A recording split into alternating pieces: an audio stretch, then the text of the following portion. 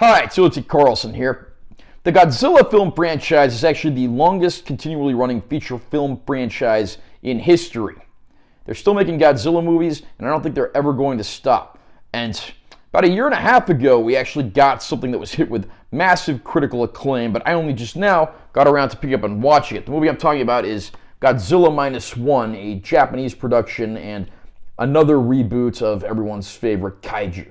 I'm going to unbox this release and share my opinions. Close up there of Godzilla trashing the city, and you got some Academy Award buzz there at the top. Side of the spine. Back cover. We got two discs in the package. There is a 4K ultra high def release of the film, and then there's a Blu-ray of bonus features. The Blu-ray does not include the film, it only includes bonus features. In post-war Japan, a new terror rises. In post-war Japan, Godzilla brings new devastation to an already scorched landscape.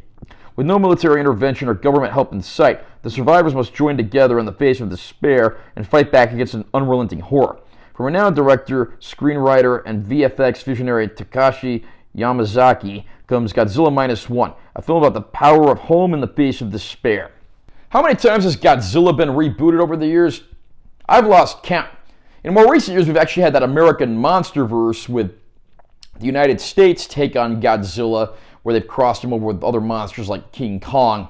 But it's good to see that back in Japan, where the creature was created, we're still getting new movies. Godzilla Minus One was open to massive critical acclaim, with a lot of people hailing it as the best Godzilla film since the original. That's a pretty high bar, and I finally got around to watching the film, and I have to say, those reports, fortunately, are not exaggerated. Godzilla Minus One is fantastic entertainment.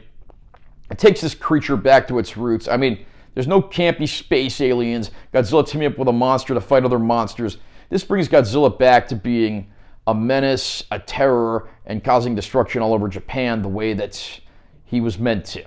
The film revolves around a failed kamikaze pilot who comes back to Japan in disgrace, the motherland having been decimated by Allied bombs at the end of the war. He finds himself in sort of a surrogate relationship with a young woman who's taking care of a baby that was abandoned during the war, and they become something of a family. He gets a job aboard a minesweeper, and one day the monster Godzilla surfaces, something that he saw during his days as a kamikaze pilot, but unfortunately was cowardly and powerless to stop at the time. His own personal war continues to go on, and meanwhile, of course, Japan, still ravaged from the horrors of war, soon finds himself face to face with a giant monster that they have absolutely no way of dealing with. So it's up to a group of civilians and ex-Navy personnel to try to hatch a scheme to take down the monster. Godzilla movies are infamous for having very cheesy and not so great human characters, but right off the bat, Godzilla Minus One fixes this problem and fixes it in a way that no other Godzilla film prior had. This movie actually has genuine human drama and emotions. The characters aren't just there for the sake of exposition or for Godzilla to trash and kill like there's no tomorrow. When these characters find themselves face to face with this growing monstrosity wreaking havoc across Japan, we actually care about these characters. And when's the last time you could actually say that about any Godzilla movie? I mean, I'm not opposed to the more recent American Godzilla movies, but very few of them have actually managed to craft any memorable human characters whatsoever. This movie easily has the best human drama of any Godzilla film ever made, with the possible exception of the original 1954 film. I can't believe how much I found myself enjoying this film. I mean, it's emotional, articulate storytelling. It's far more cerebral and far more emotional than any giant monster movie has the right to be. Probably my only minor complaint with the movie is there are a few cop-outs near the end that somewhat diminish earlier moments of the movie. I'm not going to get into details here because I don't put spoilers into my reviews, but overall, I think longtime fans of Godzilla are going to be thrilled with what they find here. Godzilla Minus One is a masterpiece and easily the greatest Godzilla film ever made since the 1954 original. And just a brief disclaimer, this does include both an English dub and Japanese audio tracks with English subtitles. The picture quality on this disc, this being a fairly recent production, is absolutely gorgeous. It's a fantastic looking film. The addition of HDR really gives it that little extra push. It's a fantastic looking modern production. The special effects never look artificial or overly campy. I mean, this is a more serious take on the character, and understandably, the special effects and the color palette both reflect that. It's a great looking disc, and I have absolutely no complaints in regard to picture quality.